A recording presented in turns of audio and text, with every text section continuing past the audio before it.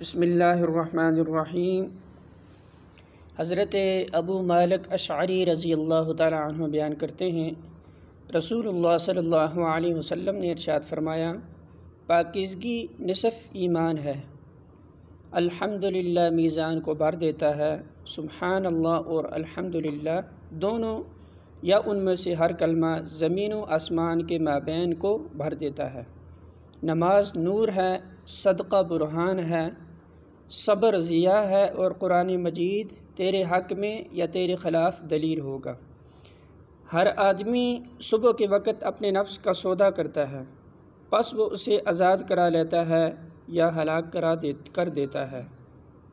اور ایک دوسری روایت میں ہے کہ لا الہ الا اللہ واللہ اکبر زمین و آسمان کے مابین ہر چیز کو بھر دیتے ہیں۔